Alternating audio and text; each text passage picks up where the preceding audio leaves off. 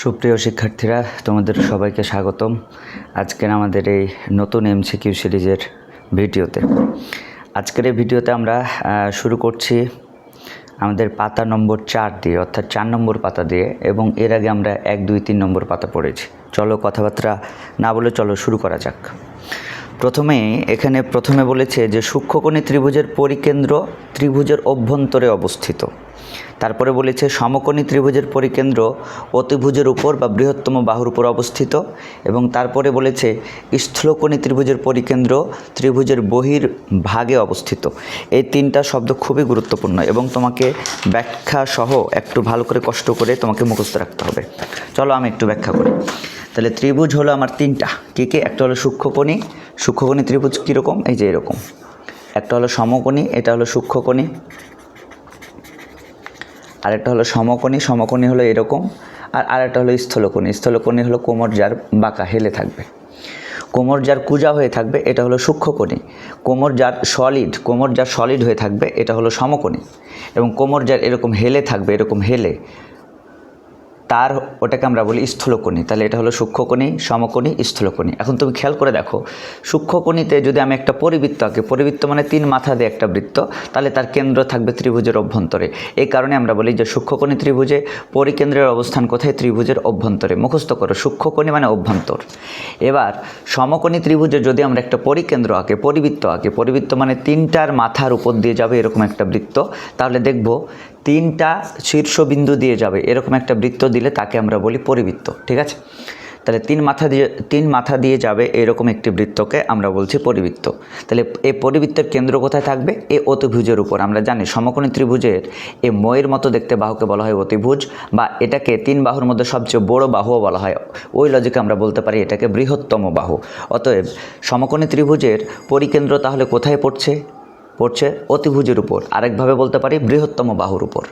এবং স্থূলকোণী ত্রিভুজে আমরা যদি 3টা শীর্ষ দিয়ে একটা বৃত্ত অঙ্কনের চেষ্টা করি, 3টা শীর্ষ দিয়ে যদি, এখানে আমার অঙ্কনটা হচ্ছে না, একটু নর্মাল বোঝানোর জন্য আমি বলছি আর কি। ঠিক আছে?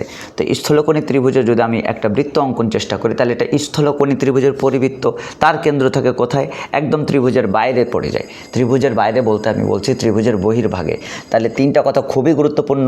সূক্ষ্মকোণী ত্রিভুজের অভ্যন্তরে, সমকোণী অতিভুজের উপর বা বৃহত্তম বাহুর উপর, আর স্থূলকোণীতে পরিকেন্দ্রের অবস্থান হলো ত্রিভুজের বহির্ভাগে বা বাইরে। এই কথা 3টাই এখানে লিখে দেওয়া আছে। 3টা এমসিকিউ খুবই গুরুত্বপূর্ণ, একটু পড়ে ফেলবা। ঠিক আছে?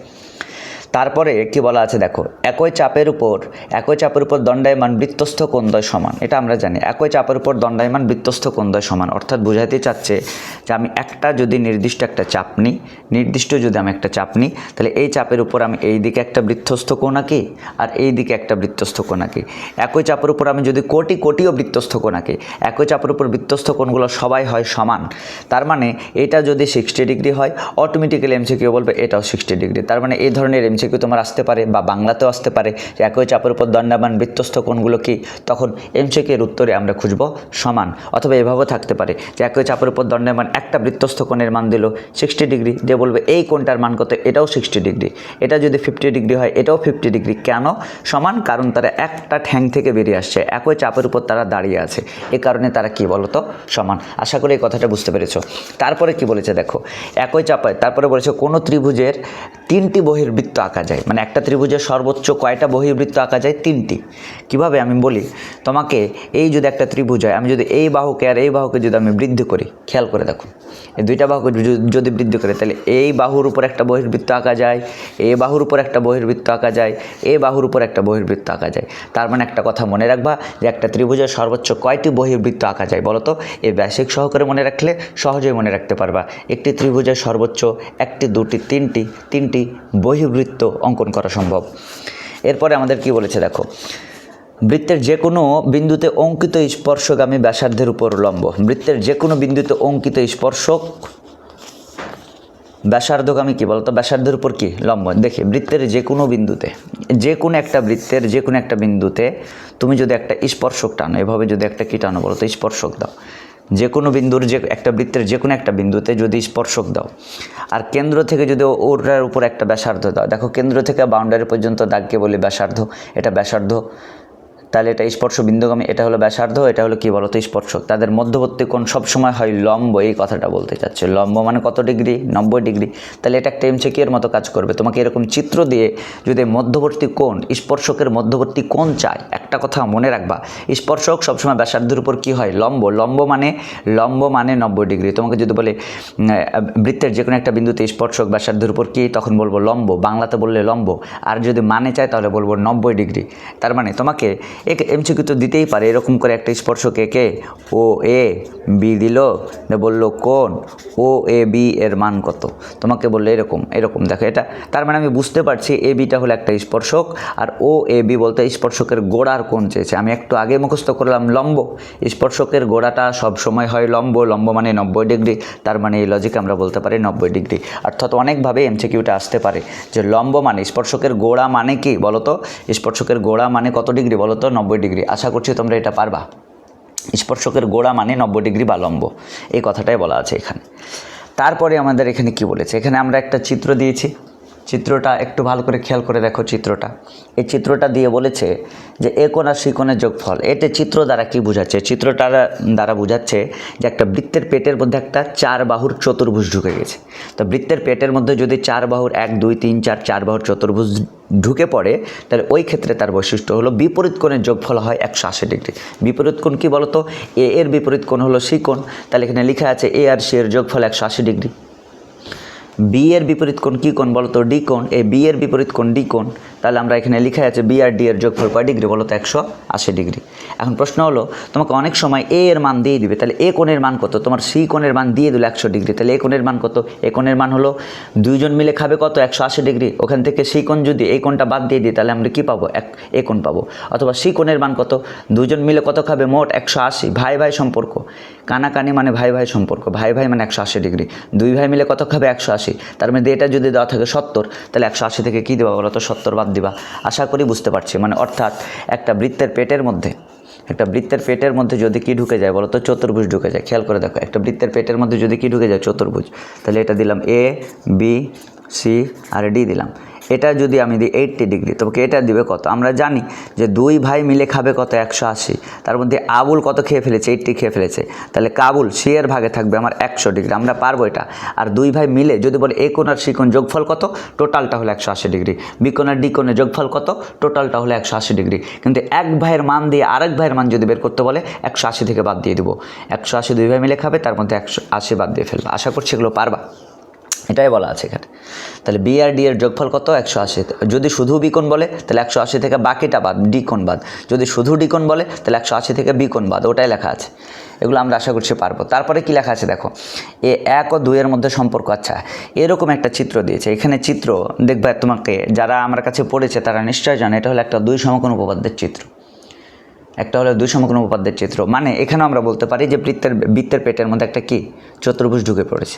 তো বৃত্তের পেটের মধ্যে যদি একটা চতুর্ভুজ ঢুকে পড়ে, এই জায়গাতে এই অবস্থাতে আমরা 4টা কোণ বিবেচনা করছি। অর্থাৎ এই একটার মধ্যে দেখো 1 বিন্দু 2 বিন্দু 3 বিন্দু 4 বিন্দু যদি পড়ে এখানে আমরা 4টা কোণ বিবেচনা করেছি। দেখো, এটাকে বলেছে 1 নম্বর কোণ, এটাকে বলেছে 2 নম্বর কোণ, এই কোণটাকে বলেছে 3 নম্বর কোণ, আর কেন্দ্রে উল্টা দিকে আরেকটা কোণ আছে, এটাকে বলেছে 4 নম্বর কোণ। তার মানে খেয়াল করে দেখো, উপরেরটাকে 1 নম্বর কোণ, কেন্দ্রে কিন্তু 2টা কোণ আছে। অরিজিনালটাকে বলেছে 2 নম্বর, এই একবারে প্রান্তের বলেছে 3 নম্বর, আর কেন্দ্রের উল্টা দিকে আরেকটা কোণ আছে 4 নম্বর। এই যে 1 2 3 4, 1 2 3 4, এই 4টা কোণ যে ক্রমিক নম্বর শিখাইলাম, এই 4টা কোণের মধ্যে তোমাকে প্রশ্নে কি করবে? যে কোনো একটা কোণ দিয়ে দিবে, বাকি 3টা কোণ বের করতে বলবে বা বাকিগুলো বের করতে বলবে। এই 4 জনের মধ্যে একটা সম্পর্ক আছে, যে কোনো একটা কোণ দিলে বাকি 3 জন বের করা যায়। এখন সম্পর্ক কি? এই যে 1 2 3 4, এখন মনে করে 4টা লোক আছে তোমার সামনে। 4টা লোকের মধ্যে তুমি যদি কার মধ্যে কার সম্পর্ক কি তুমি ভালো করে জানতে পারো, তাহলে তুমি সব কিছু বের করতে পারবা। তো চল একটু সম্পর্ক পড়ে ফেলি। এখানে লিখে দেওয়া আছে যে 1 ও 2 এর মধ্যে সম্পর্ক হলো বাপ পোলা সম্পর্ক। এমন হইতে পারে না, এমন এই গল্পটা একটু মনে রাখো যে পোলার বয়স মনে করো 20, তাহলে বাপের বয়স হলো ডাবল। এরকম হইতে পারে না? পারে না, অবশ্যই পারে। তাহলে এখানে পোলার বয়স 20 হলে বাপের বয়স যদি ডাবল হয় তাহলে বাপের বয়স কত? 40। অথবা বাপের বয়স যদি 50 হয় পোলার বয়স, তাহলে কী হবে? অর্ধেক। বাপের বয়স যদি 40 হয় তাহলে পোলার বয়স অর্ধেক কত 20। তার মানে একটা কথা মনে রাখবা, এই 1 আর 2 কোণ, এই 1 কোণ আর 2 কোণ হলে এটা বৃত্তস্থ কোণ, এটা কেন্দ্রস্থ কোণ, বৃত্তস্থ কোণ আর কেন্দ্রস্থ কোণ। আর বৃত্তস্থ কেন্দ্রস্থের মধ্যে সম্পর্ক হলো বাপ পোলা সম্পর্ক, ঠিক আছে। তাহলে এটা লিখে দেওয়া আছে যে 1 আর 2 এর মধ্যে সম্পর্ক হলো বাপ পোলা সম্পর্ক। মানে 1 নাম্বার হলো কী কোণ বলো তো, বৃত্তস্থ কোণ। আর বৃত্তস্থ কোণকে তুলনা করব পোলার লগে, কার লগে, পোলার লগে। আর 2 নাম্বার কোণ হলো কেন্দ্রস্থ কোণ, কেন্দ্রস্থ কোণকে তুলনা করব বাপের লগে। তাহলে বলো তো বাপের বয়স কী হবে, পোলার কী হবে, ডাবল। বাপের বয়স কী হবে, পোলার ডাবল। তার মানে এই কেন্দ্রস্থ কোণকে আমরা বিবেচনা করছি, এই কেন্দ্রস্থ কোণকে বিবেচনা করছি বাপের লগে, আর বৃত্তস্থ কোণটাকে এই 1কে বিবেচনা করছি পোলার লগে। তাহলে বলো তো বাপের বয়স কত, মনে করো পোলার বয়স দেওয়া হচ্ছে 40, মনে করো আমি একটা চিত্র দিলাম। চিত্রের মধ্যে দেখো, খেয়াল করে বোঝার চেষ্টা করবা, কিন্তু বোঝার চেষ্টা করবা। এখানে একটা কথা লিখে দেওয়া আছে, কথাগুলো আগে পড়ে ফেলি। 1 আর 2 এর মধ্যে হলো বাপ পোলা সম্পর্ক, তার মধ্যে বাপ হলো পোলার ডাবল, আর পোলা হলো বাপের কি অর্ধেক, পোলার বয়স। যদি বাপের বয়স দেওয়া থাকে তাহলে পোলার বয়স কেমনে বের করবো, বাপের বয়স যত দেওয়া থাকবে তার অর্ধেক হলো পোলা। আর যদি পোলার বয়স দেওয়া থাকে, পোলার বয়স থেকে বাপের বয়স কেমনে বের করবো, পোলার বয়স যত হবে তার লগে 2 গুণ করবো, কারণ পোলার ডাবল হলো কি বলো তো, বাপ। এখন এটা কীভাবে বুঝবো, চলো আমি একটু অ্যানালাইসিস করে দেখি। 1 আর 2 এর সম্পর্কে অ্যানালাইসিস করে দেখি। এই হলো 1, এই হলো আমাদের 2। ধরো তোমার পোলার বয়স দেওয়া আছে 40 ডিগ্রি, তাহলে বাপের বয়স কত হবে, পোলার বয়স যদি 40 ডিগ্রি হয়, বৃত্তস্থ কোণ মানেই তো পোলা, পোলার বয়স যদি 40 ডিগ্রি হয় তাহলে কেন্দ্রস্থ কোণ মানে হলো বাপ, তাহলে বাপের বয়স হবে ডাবল, 40 ডাবল কত 80, এই তো বের হয়ে গেল।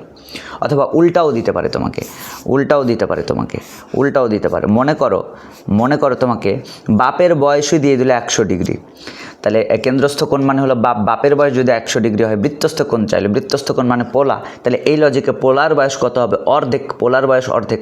বাপের বয়স 100 ডিগ্রি হলে পোলার বয়স হবে 50 ডিগ্রি। আশা করছি তোমরা বুঝতে পারছো। তাহলে বাপ পোলা সম্পর্ক এই 1 আর 2 এর মধ্যে হলে বাপ পোলা সম্পর্ক দিয়ে বের করবো, মানে একজন আরেকজনের কি ডাবল হলে আরেকজন আরেকজনের কী হবে, অর্ধেক। বাপ হলো পোলার ডাবল আর পোলা হলো বাপের অর্ধেক। এই সম্পর্কে আমরা একটা কোণ দেওয়া থাকলে আরেকটা কোণ, এই 1 আর 2 এর মধ্যে সম্পর্ক বের করতে পারবো। ধরো তুমি জেনে গেলা পোলার কত 40, তাহলে বাপ কত ডাবল হবে 80। এবার দেখো 1 আর 2 এর মধ্যে সম্পর্ক গেল। এবার দেখো 1 আর 3 এর মধ্যে সম্পর্ক কি, 1 মানে হলো সর্ব উপরেরটা এবং 3 মানে হলো সর্বনিচেরটা। এই 1 আর 3 এর মধ্যে সম্পর্ক কি, 1 আর 3 এর মধ্যে সম্পর্ক হলো ভাই ভাই। ভাই ভাই মানে কি, একটু আগে আমরা পড়ে এলাম যে বিপরীত কোণের যোগফল কয় ডিগ্রি হয়, 180 ডিগ্রি। ভাই ভাই মানে 2 ভাই মিলে খাবে 180 ডিগ্রি। তার মানে মনে রাখতে হবে 1 আর 3 মানে প্রান্তীয় প্রান্তীয় কোণ, এগুলোকে বলা হয় বিপরীত কোণ। আর একটু আগে আমরা পড়ে আসলাম যে বৃত্তের পেটের মধ্যে যদি ঢুকে পড়ে চতুর্ভুজ, তাহলে বিপরীত কোণ দ্বয় মানে ভাই ভাই, ভাই ভাইয়ের সম্পর্ক হলো 180 ডিগ্রি। 2 ভাই মিলে 1 আর 3 মানে 2 ভাই মিলে খাবে 180 ডিগ্রি। তাহলে এ ভাই যদি যত খাবে, এ ভাই 180 থেকে বাদ দিয়ে খাবে। বুঝতে পেরেছো না, পারো নাই? যেমন আমি তোমাকে যদি এটা উদাহরণ দিই, 1 আর 3 এর মধ্যে সম্পর্ক, এটা হলো 1 আর এটা হলো 3 নাম্বার কোণ, আমরা জানি 1 আর 3 এর মধ্যে সম্পর্ক কি, ভাই ভাই। ভাই ভাই মানে 2 ভাই মিলে কত খাবে, 180। তার মধ্যে এই ভাই উপরের ভাই কত খেয়ে ফেলেছে, 40 খেয়ে ফেলেছে। তাহলে নিচের ভাইয়ের জন্য আছে আর 140 ডিগ্রি। তাহলে এই কোণের মান হলো 140 ডিগ্রি। আশা করছি তোমরা বুঝতে পারছো এটা। আবারও বলছি, ওপরের কোণ 1 নাম্বার আর 3 নাম্বার কোণের মধ্যে সম্পর্ক হলো ভাই ভাই। ভাই ভাই মানে হলো টোটাল খাবে 180 ডিগ্রি, তার মধ্যে উপরেরটা কত ডিগ্রি খেয়েছে, 40 ডিগ্রি খেয়েছে। তাহলে নিচেরটা কত হবে, আশা করছি আমরা বের করতে পারবো। এরপরে দেখো তাহলে বলো তো, মুখস্থ করো। 1 আর 2 এর মধ্যে সম্পর্ক হলো বাপ পোলা, 1 আর 3 এর মধ্যে সম্পর্ক হলো ভাই ভাই। ভাই ভাই মানে টোটালটা 180 ডিগ্রি। এবার 2 আর 4 এর মধ্যে সম্পর্ক কি, চলো দেখি। 2 আর 4, এই হলো আমার 2 আর এই হলো আমার 4।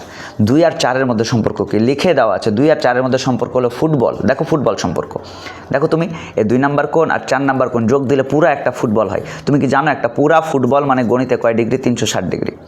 একটা পুরা ফুটবল মানে গণিতে কয় ডিগ্রি, 360 ডিগ্রি। তাহলে 2 নাম্বার কোণ আর 4 নাম্বার কোণ মিলে একটা পুরা ফুটবল হয়। তাহলে 360 ডিগ্রি, পুরা ফুটবল মানে 360 ডিগ্রি।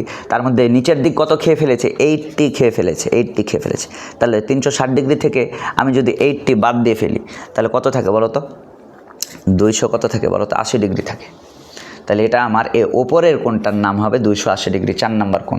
এই 4 নাম্বার কোণের নাম কি, আমরা একটু পড়ি। 4 নাম্বার কোণের নাম কি, 4 নাম্বার কোণ। তাহলে ওপরের কোণটা এটুক আশা করছি তোমরা বুঝতে পারছো কিনা আমাকে একটু কমেন্ট করে জানাই, ঠিক আছে, যে এটুক বোঝা যাচ্ছে কিনা আমাকে একটু কমেন্ট করে জানাই, বোঝা যাচ্ছে কিনা। ওকে, তাহলে আশা করছি তোমরা এটা বুঝতে পারছো যে 2 নাম্বার আর 4 নাম্বার কোণের মধ্যে সম্পর্ক হলো ফুটবল সম্পর্ক, টোটাল 360 ডিগ্রি। তার মধ্যে 2 নাম্বার কত খেয়েছে ওটা বাদ দিয়ে ফেলবা, 360 ডিগ্রি থেকে 80 বাদ দিয়ে দাও, তাহলে কত থাকে, 200 কত থাকে, 280 থাকে, ঠিক আছে।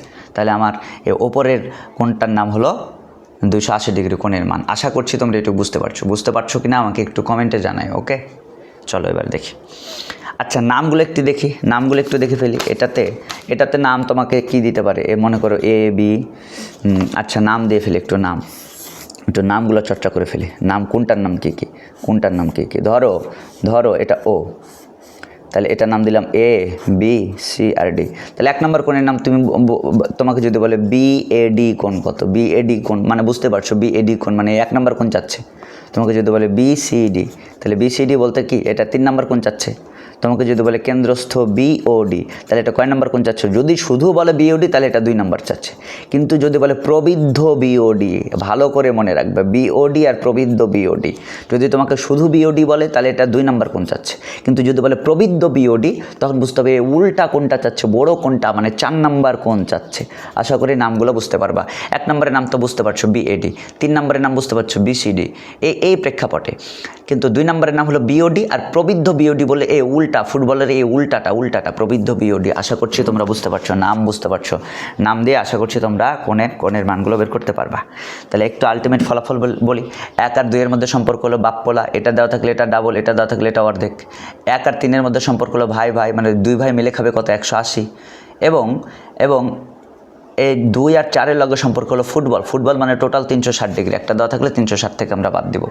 চলো আরেকটা আমরা প্র্যাকটিস করতে পারি, চলো আরেকটা আমরা প্র্যাকটিস করে দেখি। এটা খুবই গুরুত্বপূর্ণ এমসিকিউ, তোমরা একটু খেয়াল করে একটু পড়ে নিবা, ঠিক আছে? আচ্ছা চলো এটা প্র্যাকটিস করে ফেলি। ধরো তোমাকে এই কোণটার মান দিয়ে দিল, এই কোণটার মান দিল তোমাকে 120 ডিগ্রি। কয় ডিগ্রি? 120 ডিগ্রি। তোমাকে বললে 1 নম্বর যা ইচ্ছা তাই। আচ্ছা এটা কেক বলো তো, এটা 2 নম্বর কোণ না? 2 নম্বর কোণের লগে কার সম্পর্ক আছে? মুখস্থ আছে 1 নম্বর কোণের, বাপ্পলা সম্পর্ক। বাপের মান যদি 120 ডিগ্রি হয় তাহলে পোলা হবে অর্ধেক, পোলা হবে 60 ডিগ্রি। বের হয়ে গেল। এবার দেখে 1 নম্বরের লগে কার সম্পর্ক আছে বলো তো? 3 নম্বরের। 1 নম্বরের লগে কার সম্পর্ক আছে? 3 নম্বরের। তারা হলো ভাই। 1 আর 3 হলো কি বলো তো? ভাই। তাহলে ভাই মানে কি টোটাল 180। তার মধ্যে বড় ভাই কত, ওপরের ভাই কত, 60 খেয়ে ফেলেছে। তাহলে থাকে কত, 120 ডিগ্রি। তাহলে এটার কোণের মান হলো 120 ডিগ্রি। বুঝতে পারছো না? পারো না? এবার তুমি যদি বলো যে এ প্রবৃদ্ধ, এই কোণটার মান কত? প্রবৃদ্ধ। তাহলে টোটাল মিলে ফুটবল মানে কত ডিগ্রি? 360 ডিগ্রি। তার মধ্যে 120 তুমি বাদ দিয়ে ফেলো, 120 বাদ দিয়ে ফেলো। তাহলে কয় ডিগ্রি থেকে? 240 ডিগ্রি। প্রবৃদ্ধর মান কয় ডিগ্রি বলো তো? 240 ডিগ্রি। তার মানে একটা কোণ দেওয়া থাকলে বাকি কোণগুলো বের করা যায়, আমরা শিখে ফেলেছি। তাহলে এই কোণের নাম কি? নর্মাল দেওয়া থাকবে। এই কোণের নাম নর্মাল, এই কোণের নাম নর্মাল। যদি প্রবৃদ্ধ কথাটা বলে তার মানে এই ফুটবলের উল্টা কোণের কথা বলছে, প্রবৃদ্ধ। আশা করছি আমরা বুঝতে পারছি এটা। এরপরে আমরা যাই, এই পৃষ্ঠাটা আমরা বুঝে গেলাম। এরপরে আমরা যাই, এখানে বলেছে একটা কথা মনে রাখবা, এবিসি সমবাহু ত্রিভুজের পরিকেন্দ্র ও হলে বি ও সি কোণের মান কত? এরকম একটা এমসিকিউ যদি তোমারে বলে তাহলে একটু তুমি চেষ্টা করবা বুঝতে। তোমাকে যদি বলে যে এবিসি সমবাহু ত্রিভুজের পরিকেন্দ্র কি বলো তো? ও। একটা সমবাহু ত্রিভুজ আমি আঁকলাম। সমবাহু ত্রিভুজ মানে কি? 3 বাহু সমান। 3 বাহু সমান মানে আমরা জানি প্রত্যেকটা কোণ কি ডিগ্রি বলো তো? 60 ডিগ্রি। এখন এই দিক দিয়ে যদি আমি একটা পরিকেন্দ্র আঁকি, পরিকেন্দ্র আঁকলাম, নাম দিলাম কি বলো তো? নাম দিতে বলেছে এ বি আর সি, তাহলে নাম দিলাম এবিসি। তাহলে এবিসি সমবাহু ত্রিভুজের পরিবৃত্ত, পরিকেন্দ্র ও। পরিকেন্দ্র মানে কি? এ পরিকেন্দ্র হলো ও। পরিকেন্দ্র ও হলে বলেছে বি ও সি এর মান কত? এখানে বলেছে বি ও সি, এটার মান কত? তুমি কি জানো সমবাহু ত্রিভুজের এই কোণটার মান হলো সব সময় হবে 90। এ মুখস্থ রাখবে, তুমি মুখস্থ রেখে দিবা। এই যে সমবাহু ত্রিভুজের বহিস্থ কোণের মান কত বলো তো? একটা কোণকে টান মারলে বহিস্থ কোণের মান কয় ডিগ্রি? 120 ডিগ্রি পড়েছে। প্রত্যেকটা কোণ কয় ডিগ্রি? 60 ডিগ্রি। কিন্তু একটা কোণকে টান মারলে বহিস্থ কোণের মান কয় ডিগ্রি? 120 ডিগ্রি।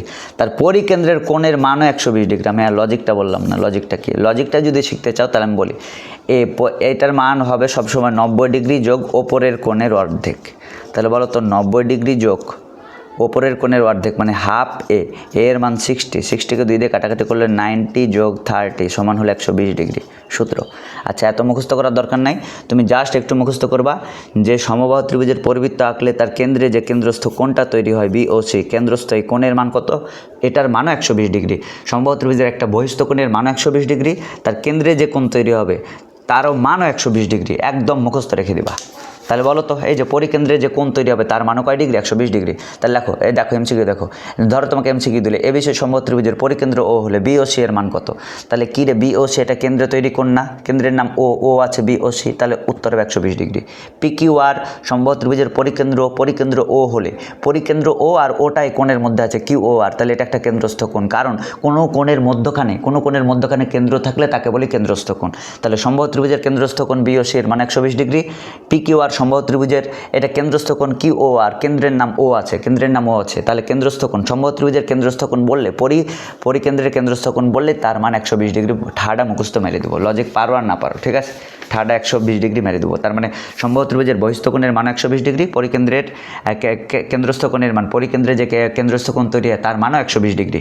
ওকে, মনে থাকবে। এরপরে আমরা চলে যাই পৃষ্ঠাতে। আশা করছি তোমরা বুঝতে পারছো। আমরা আছি কততে? আমরা আছি পৃষ্ঠা নম্বর 4-এ। ওকে, এরপরে কি আছে দেখো, এরপরে আছে যে এই সমকোণী ত্রিভুজের বৃত্তের পেটের মধ্যে যদি একটা চতুর্ভুজ ঢুকে, তাহলে যে কোনো বাহুকে যদি আমি বর্ধিত করি, ধরো এই বাহুটাকে বর্ধিত করলাম, তাহলে একটা বাহুকে বর্ধিত করলে বাইরে যে কোণ তৈরি হয় তাকে আমরা বলি বহিস্থ কোণ। এই বহিস্থ কোণের মান কি হবে? এই বহিস্থ কোণের মান হবে ভিতরের দূরেরটার সমান। তাহলে বলো তো মানে ভেতরের বিপরীত অন্তস্থ কোণের সমান, এটাকে আমরা বলি ভেতরের দূরেরটার সমান। বলো তো এই কোণের ভেতরে কোনটা আছে? এটা দূরে আবার কি আছে? এইটা বিপরীত দূরে, ভেতরের উল্টা কোণের সমান, ঠিক আছে। তাহলে ভেতরের উল্টা কোণের সমান, তাহলে এই বহিস্থ কোণের মান ভেতরের উল্টা কোণের সমান কত? 2 এর সমান। তার মানে এই কোণের মান যদি হয় 50 ডিগ্রি, এই বহিস্থ কোণের মান 50 ডিগ্রি। এই কোণের মান যদি হয় 60 ডিগ্রি, বহিস্থ কোণের মান কী হবে? 60 ডিগ্রি। তাহলে বহিস্থ কোণের লগে ভেতরের কোন কানেক্টেড আছে? ভেতরের দূরেরটার কানেক্টেড আছে, মানে ভেতরের উল্টা কোণের লগে কি আছে? একটা কানেকশন আছে। ওকে, চলো দেখি। তার মানে দেখি এটা আমরা একটু দেখি, একটা আমরা কি আঁকলাম? বৃত্তে পেটের মধ্যে কি আঁকলাম বলো তো?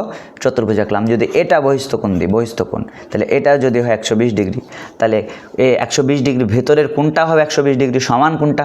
এই ভেতরের উল্টা কোণ, তাহলে এই বহিস্থ কোণের ভেতরের উল্টা কোণ হলো এটা হবে 120 ডিগ্রি। অথবা উল্টাভাবে বলতে পারি, এটাও যদি 120 ডিগ্রি হয়, এটা কত? এটাও 120 ডিগ্রি। পারবো? বিখ্যাত এমসিকিউ এরকম প্রচুর আসে পরীক্ষাতে, যে তোমাকে এরকম করে একটা বৃত্ত দিয়ে এরকম করে যে কোনো একটা বহিস্থ কোণ দিবে, বহিস্থ কোণকে বাড়াইলো, মনে করে A B C R D, আর এটা দিল ই, এটা দিল কি বলো তো? ই। এই কোণটার মান দিয়ে দিল হলো এই কোণটার মান দিয়ে দিল 100 ডিগ্রি। কয় ডিগ্রি বলো তো? 100 ডিগ্রি। তোমাকে বললো হাফ কোণ ডিসিই এর মান কত? হাফ কোণ ডিসিই এর মান কত? এবার তুমি দেখো হাফ মানে কত? 0.5, আর ডিসিই হলো একটা বহিস্থ কোণ। একটু আগে আমি শিখলাম যে বৃত্তের পেটের মধ্যে বহিস্থ কোণের লগে একটা কোণের সম্পর্ক আছে, ওখানে আমরা মান খুঁজে পাবো। তাহলে বহিস্থ কোণের মান কী হবে? ভেতরের উল্টা কোণের সমান। এই ভেতরের উল্টা কোণ কত? 100। তাহলে এটাও হবে কত? 100। তাহলে 100কে 0.5 দিয়ে গুণ দিলে হয় 50। তাহলে এটার উত্তর হলো, টোটাল এমসিকিউর উত্তর হলো 50 ডিগ্রি। আশা করছি বুঝতে পারছো। হাফ আছে, হাফ মানে কি হয়ে যাবে বলো তো? 0.5 মানে অর্ধেক হয়ে যাবে। এই এমসিকিউটা আশা করছি বুঝতে পারছো। ওকে, তাহলে এমসিকিউগুলো সব খাতায় নোট করে ফেলবো। ওকে, আশা করছি এটা বুঝতে পারছো। তার মানে আমরা বহিস্থ কোণের মান, আচ্ছা আমরা বহিস্থ কোণটা আমরা এই দিকেও দিতে পারি, এই দিকে বহিস্থ কোণ দিলে তার লগে কানেকশন হবে ভিতরের উল্টা কোণ, এইটার লগে কানেকশন হবে, এটা কী হবে? সমান হবে। এটা যদি হাফ চাই, হাফ মানে 0.5। আশা করছি তোমরা বুঝতে পারছো। এরপরে আমরা দেখি কি চেয়েছে। হ্যাঁ, এটা গেল। এরপরে যে আমরা আইসক্রিম একটা উপপাদ্য পড়েছিলাম, এই আইসক্রিম উপপাদ্যের কিছু কোণের সম্পর্ক দিয়েছে।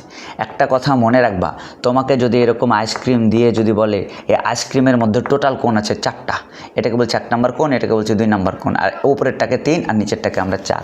তাহলে একটা টোটাল আইসক্রিমের মধ্যে বলো কোণ আছে কয়টা? 4টা। এই 4টা কোণের মধ্যে একটা সবসময় মনে রাখবে, এখানে চিত্র লেখা আছে যে 1 নম্বর কোণ, 2 নম্বর কোণ, 3 নম্বর কোণ, 4 নম্বর কোণ। এই 4টা কোণের মধ্যে এই আইসক্রিম চিত্রে তোমাকে কোথাও যদি 3 নম্বর কোণের মান বলে বা 4 নম্বর কোণের মান বলে, মানে উপরের আর নিচের কোণের মান বলে, অটো মুখস্থ 3 নম্বর কোণের মান লেখাই আছে 90 ডিগ্রি, 4 নম্বর কোণের মান 90 ডিগ্রি। এখন তুমি বলবা কেন?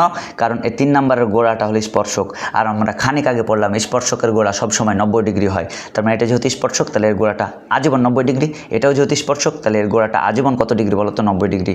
তার মানে 3 নম্বর 4 নম্বর ওপর আর নিচ এই 2 কোণ এর মান চিত্র দিয়ে যদি এই 2 কোণের চাই যে কোণের মান কত, এই কোণের মান কত, অটো বলে দেবো কয় ডিগ্রি বলো তো? 90 ডিগ্রি।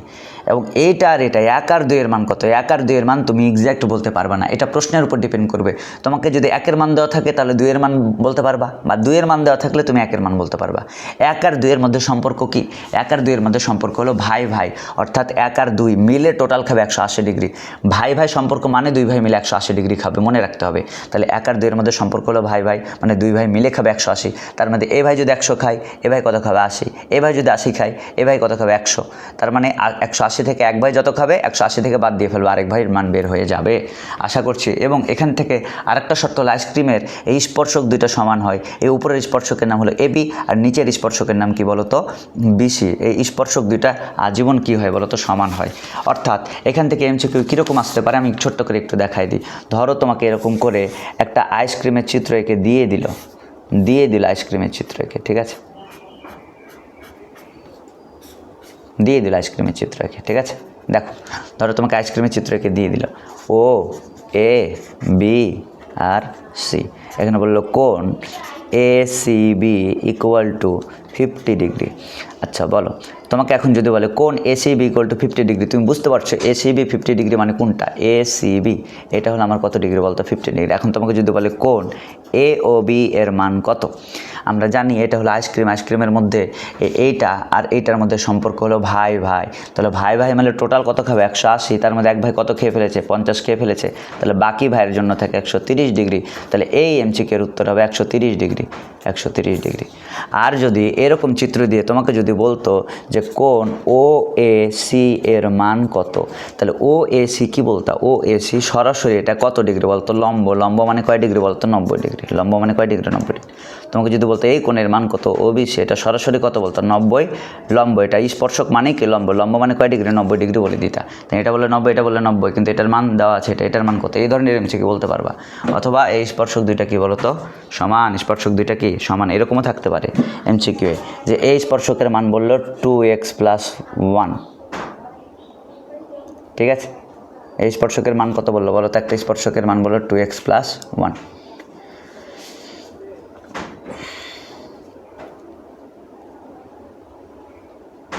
তাহলে বলতো স্পর্শক দ্বয় যদি সমান হয়, আচ্ছা স্পর্শক দ্বয় সমান এটা পরে, তাহলে স্পর্শক দুইটা কী বলো তো সমান, কোনগুলো বের করতে পারবে আশা করছি। এটা বুঝলে কি বুঝো না আমাকে একটু বলিও, ঠিক আছে। তো এটা আমাদের গেল। এরপরে আমরা কোথায় চলে আসছি বলো তো, এরপরে আমরা ত্রিকোণমিতিতে চলে গেছি। চলো এটা দেখি। আমরা জানি যে ত্রিকোণমিতিতে তোমরা এটা খেয়াল করে দেখো, ত্রিকোণমিতির উৎপত্তি কোত্থেকে, সমকোণী ত্রিভুজ থেকে। ত্রিকোণমিতির উৎপত্তি কোত্থেকে, সমকোণী ত্রিভুজ থেকে। এখন সাপেক্ষ হয় দুইটা, ত্রিকোণমিতিতে সাপেক্ষ হয় দুইটা। সাপেক্ষ যদি আমি নিচের কোণ ধরি, নিচের কোণের জন্য সব সময় এটাকে বলা হয় ভূমি, কোণের কাছাকাছি যে থাকবে তাকে বলা হয় ভূমি, কোণের উল্টা দিকে যে থাকবে তাকে বলা হয় লম্ব। তাহলে এটা হলো ভূমি, এটা লম্ব, এবং ময়ের মতো দেখতে তাকে বলা হয় অতিভুজ। তাহলে মুখস্থ করে ফেলো, ভূমি এই কোণ যদি এইটা হয় নিচেরটা, কোণ যদি নিচেরটা হয় তাহলে কোণের লগে যেটা থাকবে তার নাম ভূমি, কোণের উল্টা দিকে যে থাকবে তার নাম লম্ব, আর ময়ের মতো দেখতে তার নাম কি অতিভুজ। এবং আমার যদি কোণ হয় উপরেরটা, দেখো কোণ বললাম কোনটা বলো তো এবার, উপরেরটা। আমি বললাম কোণ হলো আমার উপরেরটা, উপরের কোণের জন্য ভূমি কোনটা, কোণ যেখানে ভূমি সেখানে, কোণ যেহেতু উপরে ধরেছে এবার উপরে কোণ ধরলে আজীবন ভূমি হবে উপরে, কারণ কোণ যেখানে ভূমি সেখানে। তাহলে কোণ যদি সাপেক্ষ ধরে উপরের কোণ তাহলে ভূমি হবে উপরে, আর লম্ব হবে কি বলতো নিচে। যদিও দেখে একটু অসম্ভব মনে হতে পারে, কিন্তু এটাই সত্যি, কারণ তুমি যদি এদিক থেকে তাকাও তাহলে এটাকে মনে হবে ভূমি, এটাকে মনে হবে লম্ব। তাহলে কোণ যেখানে ভূমি সেখানে, তাহলে কোণ যদি উপরে হয় তাহলে ভূমি হবে উপরে, কোণ যদি নিচে হয় তাহলে ভূমি হবে কোথায় বলো তো নিচে।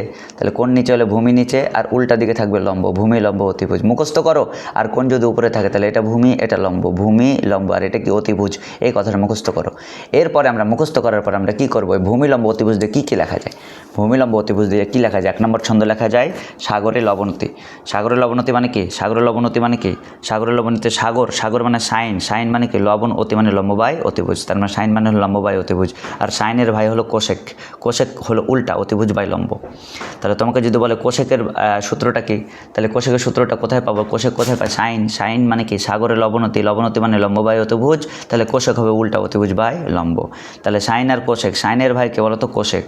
তাহলে ভাই হলো একটা, সাইন যদি বড় ভাই হয়, কোশেক হলো কি ভাই বলো তো ছোটো ভাই। ভাইয়ের মধ্যে সম্পর্ক হলো একটা ভালো হলে আর একটা ঘাটটারা, মানে যে কোনো একটা একের নিচে থাকবে। তাহলে কোশেক সমান সমান কী লেখা যায়, কোশেক যেহেতু ভালো তাহলে সাইন হবে ঘাটটাটা, সাইন হবে 1/sin, তাহলে সমান সমান কী লেখা যায়। অথবা তুমি যদি বলো সাইন সমান সমান কী লেখা যায়, সাইন যেহেতু ভালো তাহলে কোশেক হবে ঘাটটাটা, কোশেক হবে একের নিচে, তাহলে ভাই ভাই সূত্র লিখতে চাইলে যে কোনো একটা একের নিচে, তাহলে বলো তো সাইন ইকুয়াল টু 1/কোশেক বা কোশেক ইকুয়াল টু 1/sin, এই কানাকানে গুণ দিলে কী হয়, সাইন ইন্টু কোশেক সমান সমান কী হতে পারে বলো তো 1। তাহলে ভাই ভাই সূত্র দেখে এটাও সত্য, এই লাইনটাও সত্য। আর সাইনকে যদি কোশেককে যদি লাথি মারি তাহলে সাইনের কোশেক গুণ দিলে ভাগ আছে, কোশেক আছে ভাগ, লাথিকে এবারে কী হয়ে গেল গুণ, সাইনের কোশেক গুণ দিলে উত্তর কত হয়ে গেল বলো তো 1। আমি বলতে চাচ্ছি এটুকু হয়তো বুঝে ফেলেছো। তার মানে আমরা লিখতে পারি কি, আশা করছি এটা বুঝতে পারছো তোমরা, ঠিক আছে। তাহলে সাইন কোথায় পায়, সাগরে, সাগরে লবণতি মানে লম্ব বাই অতিভুজ। এবার কস কোথায় পাই বলো তো, তোমাকে যদি বলে কস কোথায় পাই, তাহলে কস পাই হলো কবরে, কবরে কি, কবরে ভূত অতিভূত মানে ভূমি বাই অতিভুজ। আর কসের ভাইকে সেক, কস মানে ভূমি বাই অতিভুজ, সেক হলো উল্টা অতিভুজ বাই ভূমি। এগুলো সূত্রগুলো মুখস্থ করে ফেলবে, এগুলো লাগবে এমসিকিউর জন্য লাগবে। কীভাবে লাগবে আমি বলছি। তাহলে কস আর সেকের মধ্যে সম্পর্ক কি, ভাই ভাই হলে একটা ভাই ভালো হলে আরেকটা ভাই হবে ঘাটটারা। তাহলে কস যেহেতু এখানে মুক্ত অবস্থায় আছে তাহলে অবশ্যই সেক হবে একের নিচে, যে কোনো একটা একের নিচে হবে, দুইটা একের নিচে দেওয়া যাবে না। সেক যদি হয় মুক্ত তাহলে কস হবে একের নিচে, তাহলে সেক থিটা ইকুয়াল টু লেখা যায় 1/cos থিটা, বা কস থিটা ইকুয়াল টু কী লেখা যায় 1/sec থিটা। আর দুটো একলগে গুণ দিলে কি, কস আছে ভাগ, লাভ থেকে গেলে এপারে গুণ, তাহলে সেক আর কস গুণ দিলে কি, সেক আর কস গুণ দিলে এপারে আমার 1 থেকে গেল। অনেকে এটা বুঝতে পারে না।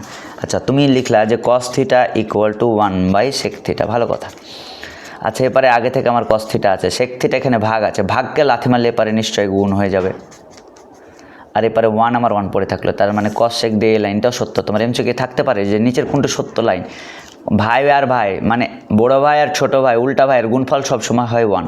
দেখো সাইনের কোষ, সাইনের ভাইকে সাইনের ভাইকে কোশেক, তাহলে সাইনের কোশেকের গুণফল 1, কসের ভাইকে সেক তাহলে কস আর সেকের গুণফল 1, ট্যানের ভাইকে কট তাহলে ট্যানের কটের গুণফল 1। তার মানে এখান থেকে আমরা গুণফলগুলো 1 লিখতে পারি, ভাই ভাইয়ের গুণফল 1, ভাই ভাইয়ের গুণফল 1, ভাই ভাইয়ের গুণফল 1 কোত্থেকে আসছে, এই সূত্র থেকে আসছে। ওকে, আশা করছি আমরা বুঝতে পারবো। তাহলে ট্যারা, ট্যারা মানে কি, ট্যারা লম্বভূত, ট্যান মানে লম্ব বাই ভূমি, তাহলে ট্যান হলো লম্ব বাই ভূমি, ট্যানের ভাই হলো কট, কট হলো উল্টাটা ভূমি বাই লম্ব।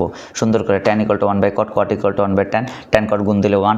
এগুলো সুন্দর করে একটু পড়ে ফেলবা। ওকে, কী কী সত্য লাইন একটু পড়ে ফেলবা, কী কী সত্য লাইন দ্রুত একটু পড়ে ফেলবা। ওকে, আশা করছি বুঝতে পারছো। তাহলে ইতিমধ্যে আমরা আধা ঘন্টার মধ্যে কী করে ফেললাম, আমাদের পাতা নাম্বার 4 নাম্বার ক্লোজ করে ফেললাম। এরপর আমরা চলে যাব 5 নম্বর পাতাতে।